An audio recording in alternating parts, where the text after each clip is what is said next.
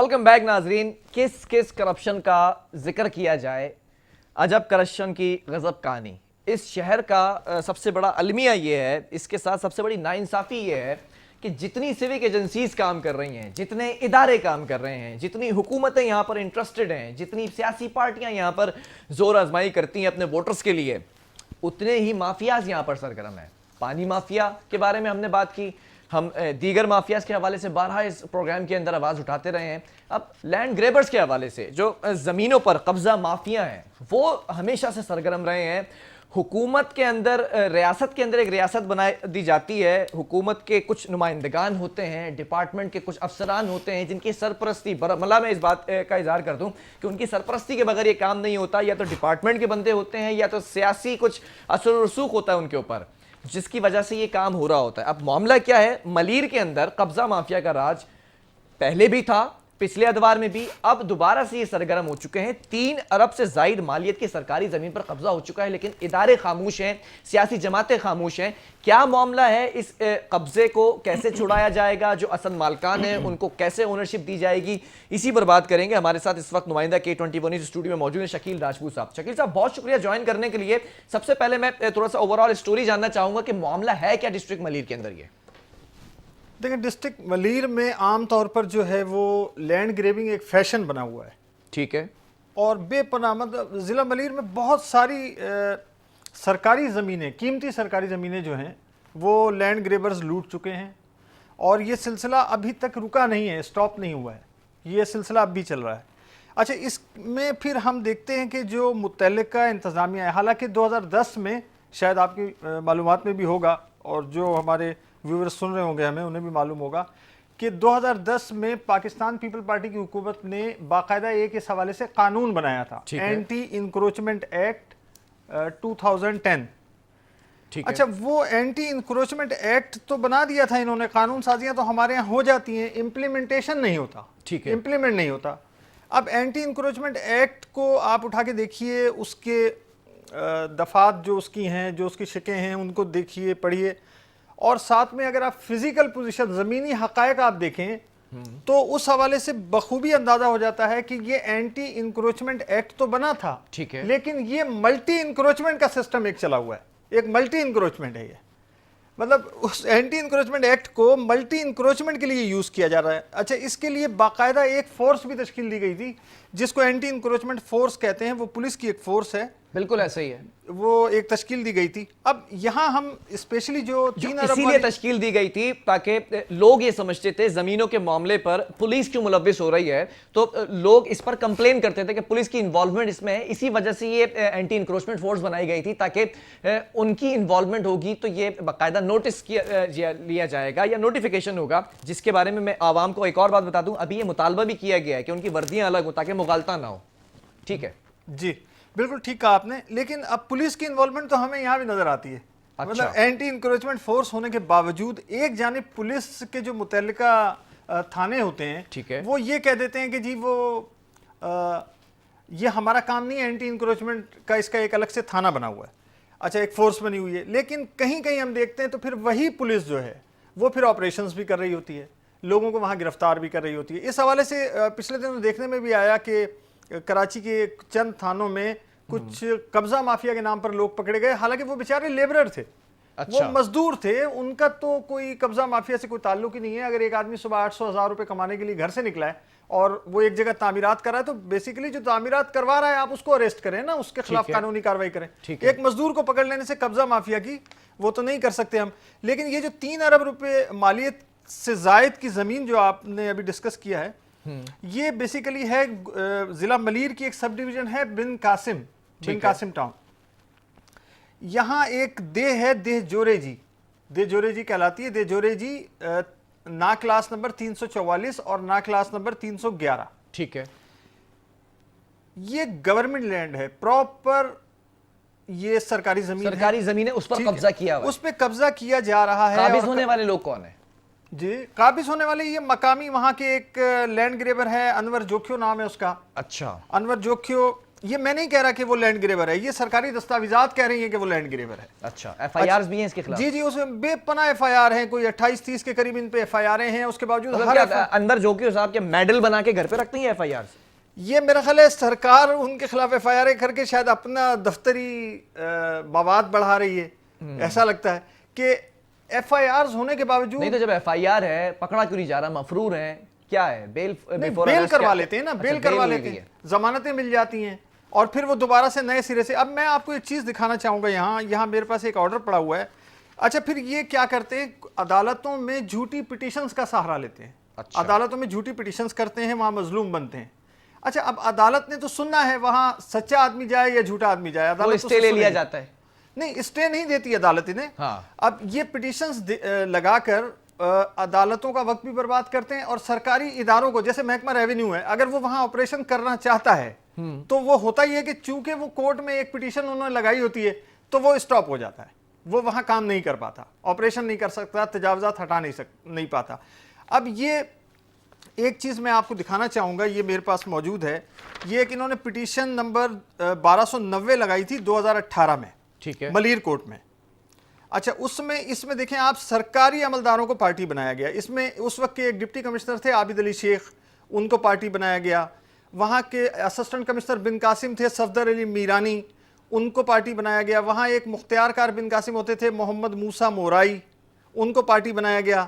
اسی طرح پھر کچھ صحافیوں کو پارٹی بنایا گیا۔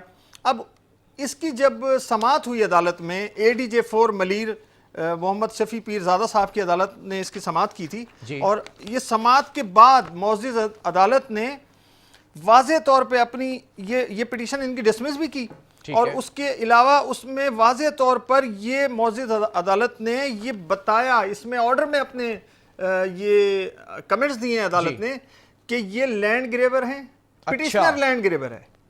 اور ٹھیک ہے، عدالت کا فیصلہ آ گیا کہ یہ قبضہ مافیا ہیں، یہ انور جوکیو صاحب، ان کی بات ہو رہی ہے۔ جی، انور جوکیو، اس کی ایک پورا گینگ ہے، ایک ٹیم ہے پوری اس کی۔ ٹھیک ہے، اب کیا معاملہ ہے؟ عدالت کا جب آرڈر فیصلہ آ چکا ہے کورٹ کا، تو اس کے بعد اب کیا صورتحال ہے؟ ابھی بھی قابض ہیں یہ بالکل قابض ہی نہیں ہے، یہ باقاعدہ طور پر لوگوں کو سیل آؤٹ کر رہے ہیں گورنمنٹ لینڈ، اور اس کی نشاندہی وقتاً فوقتاً ہماری یہ کیسے پاسبل ہے کہ سرکاری زمین کو آپ یا تو جو ہے وہ سرکار کی اجازت کے بغیر نہیں دے سکتے، لیکن کیا فائلز موجود ہیں، ڈاکومنٹس موجود ہیں، یہ لوگوں کو کیسے آگے بیچ رہے ہیں؟ دیکھیں، لوگ انوسینٹ ہیں، لوگوں کو کیا پتا ہے، ایک آدمی کو سستا پلاٹ ملتا ہے، بیچارے کو زندگی بھر کے لیے اپنا سر چھپانے کے لیے ایک زمین مل جاتی ہے، وہ کہتا ہے چلو ٹھیک ہے لے لیں۔ اچھا، پھر یہ کوئی جھوٹے ووٹے کاغذات بھی بنا لیتے ہیں، اور بنا کر وہ بھی دکھا کر لوگوں کو دھوکہ دے رہے ہوتے ہیں۔ اچھا، اس میں ایک چیز دکھاؤں گا کہ انوسینٹس پیپل کو، نہیں تو یہ کاغذات جب ہوتے ہوں گے تو لوگ ویریفیکیشن کرانے تو جاتے ہوں گے، تو ویریفیکیشن ہو جاتی ہے۔ دیکھیں، ویریفیکیشن کون کرائے گا؟ ویریفیکیشن کے لیے سرکاری دفتر، ان کے رویے آپ کو معلوم ہے، سرکاری دفاتر میں جو لوگ تعینات ہیں، مختار کار اس کا پہلا ریسپانسبل ہوتا ہے، مختار کار ہے، اسسٹنٹ کمشنر ہے۔ تو کیا یہ بھی ملے ہوئے ہیں؟ نہیں، میں ملے ہوئے تو نہیں کہہ رہا، لیکن میں یہ کہوں گا کہ وہ تصدیق زبانی تو دے دیتے ہیں، لوگوں کو بتا دیتے ہیں۔ تو حکومت کو چاہیے جب کورٹ کا واضح فیصلہ آ چکا ہے تو اس کے بعد اس پوری زمین کے اوپر یا تو فورس کھڑی کی جائے یا پھر آرڈر جاری کر دیے جائیں کہ اس زمین کے اوپر کوئی بھی کام ہو یا کوئی بھی اس کے اوپر لین دین کا معاملہ ہو، اس کو چیک اینڈ بیلنس کیا جائے۔ جب ادارے کے پاس کسی بھی حوالے سے ڈاکومنٹس آئیں تو اس کو فوری بتایا جائے کہ اس زمین پر تو معاملہ پہلے ہی خراب ہو چکا ہے، آپ کیوں اس کو خرید رہے ہیں؟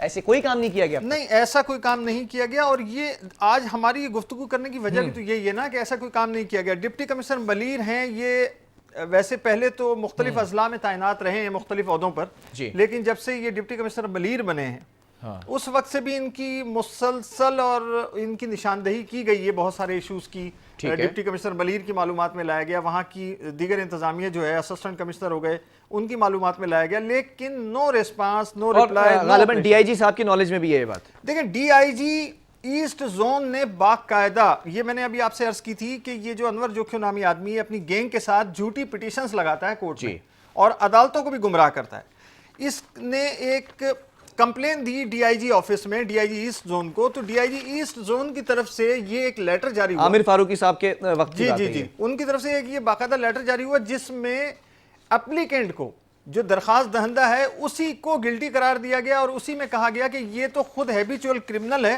اور اس کے اپنے خلاف بے پناہ ایف آئی آریں درج ہیں. چلیں اب ساری باتیں ایک طرف، ساری ہم نے ڈپارٹمنٹل کارروائیوں کے حوالے سے بات کر لی.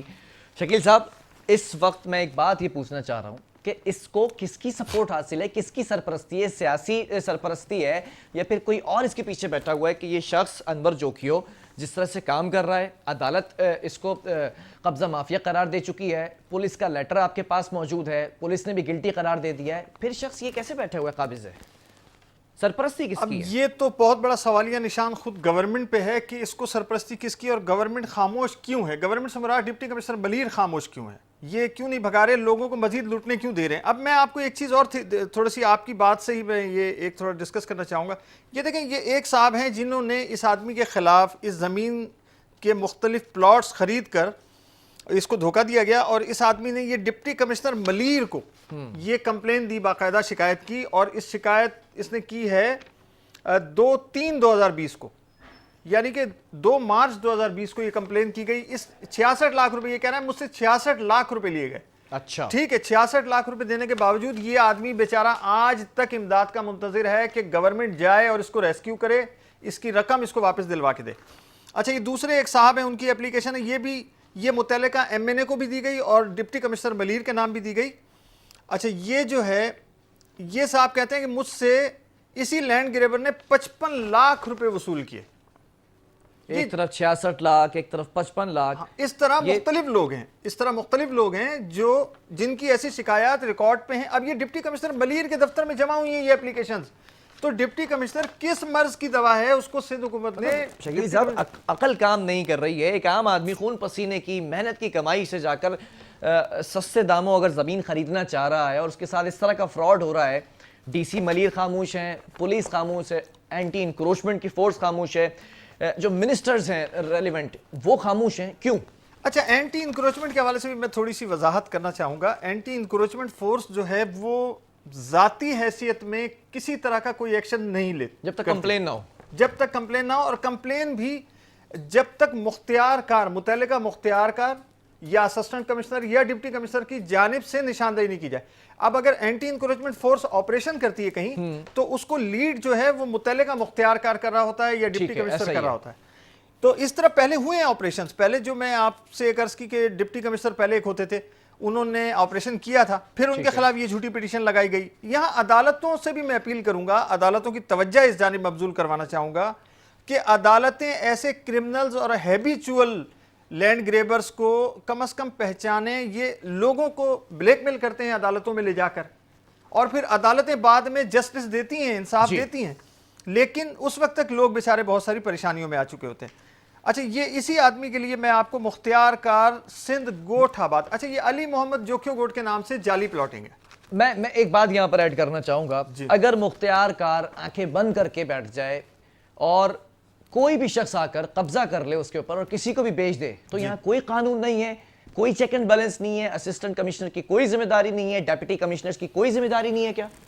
نہیں، ڈپٹی کمشنر کی ذمہ داری ہے، اسسٹنٹ کمشنر کی ذمہ داری ہے، اور ہم میڈیا ہے نا، ہم میڈیا والے اپنی ذمہ داری نبھا رہے ہیں. ایک کرپشن ہم تو اپنی ذمہ داری نبھا رہے ہیں. جس کی ذمہ داری ہے، جس کو سرکاری نوکر رکھا گیا ہے اس کام کے لیے، جس کو تنخواہ ملتی ہے اس کام کے لیے، جس کو تمام فیسلٹیز دی جاتی ہیں، اے سی والے کمرے دیے جاتے ہیں، پروٹوکول کی گاڑیاں دی جاتی ہیں، گن مین پرووائڈ کیے جاتے ہیں، وہ کیوں نہیں خاموش یہاں پر بیٹھے ہیں، کیوں نہیں کام کر رہے ہیں؟ بالکل آپ ٹھیک فرما رہے ہیں. ان کو ساری چیزیں اسی لیے دی جاتی ہیں، لیکن انہوں نے شاید یہ سمجھ رکھا ہے کہ ہمیں ساری چیزیں، سارے وسائل، ساری مراعات لوگوں کو پریشان کرنے کے لیے دی جاتی ہیں، محافظ نہیں خائن کا کردار ادا کرنے کے لیے دی جاتی ہے. کیونکہ 3 ارب روپے کوئی کم رقم نہیں ہوتی ہے. وہاں 4 کروڑ روپے، 4 سے 5 کروڑ روپے فی ایکڑ زمین کی قیمت ہے سرکاری. جب اتنا کچھ ہو رہا ہے شکیل صاحب، تو ڈی سی ملیر کے اوپر کوئی انکوائری نہیں ہو رہی، کوئی چیک اینڈ بیلنس کرنے والا نہیں ہے کیا ان کے اوپر؟ یا کسی کے چہیتے ہیں یہ بھی؟ نہیں، یہ ڈیفینیٹلی چہیتے ہیں. یہاں تو چہیتے نہ ہوں تو ڈپٹی کمشنر کیسے لگ سکتا ہے؟ کوئی یہاں پی این نہیں لگ سکتا کسی سرکاری محکمے میں. آپ کو سمجھ سکتے ہیں. تو یہاں ڈپٹی کمشنر پورے ضلع کا ایک ڈسٹرکٹ کلیکٹر بنایا جا رہا ہے، اس کو چیف ایگزیکٹو بنایا جا رہا ہے ایک ضلع کا. تو وہ ایسے تو نہیں بنایا جا سکتا. بہت شکریہ شکیل راجپوت صاحب، ہمارے ساتھ اس وقت موجود تھے اور نشاندہی کی جا رہی تھی. میڈیا بارہا نشاندہی کرتا ہے، اور آخر میں یہاں پر کچھ جو ہے وہ باتیں کرنا چاہوں گا، اس کے بعد پروگرام کا وقت ختم ہو چکا ہے. ڈیپٹی کمشنر ملیر کس کے چہیتے ہیں، کون سی سیاسی پارٹی ان کو لے کر آ کر بیٹھی ہوئی ہے، یہ آپ سب جانتے ہیں. لیکن اصل بات یہ کہ ان کے اوپر انکوائری کیوں نہیں کی جا رہی. اور دوسری طرف اگر یہ انور جوکیو صاحب کی میں بات کر لوں, صاحب بھی ہٹا دیں, انور جوکیو کی اگر میں بات کر لوں, تو یہ جس طرح سے قبضہ مافیا بنے بیٹھے ہوئے ہیں, ان کے اوپر کوئی ڈپارٹمنٹل کارروائی نہیں ہو رہی, ایف آئی آرز کٹتی ہیں, بیل لے لی جاتی ہے. اور اسی طرح کے اور بہت سے لینڈ گریبرز ہیں. سرجانی ٹاؤن کی بھی میں ایک اسٹوری بہت جلدی لے کر آپ کے سامنے آؤں گا, اور صرف سرجانی کی نہیں بلکہ اس کراچی شہر سے باہر بھی ایک دنیا ہے, وہاں پہ بھی لینڈ گریبرز بیٹھے ہوئے ہیں, وہاں پہ بھی کیا معاملات ہیں وہ بھی آپ کے سامنے لے کر آؤں گا. لیکن خدا را جو ڈپارٹمنٹس ہیں وہ اس پر کاروائیاں کریں. اگر کاروائیاں نہیں کریں گے تو آپ کے پروٹوکول کا, آپ کی تنخواہوں کا, آپ کے ٹھنڈے اے سی والے کمروں کا کیا فائدہ جس چیز کے لیے آپ تنخواہ لے رہے ہیں اور وہی کام نہیں کر رہے ہیں. پروگرام کا وقت ختم ہوا, آپ کے فیڈ بیک کا میں منتظر ہوں. آپ نے اپنا فیڈ بیک مجھ تک ضرور پہنچانا ہے. جب تک کے لیے بلال خان اور میری پوری ٹیم کو دیجیے اجازت. اللہ حافظ.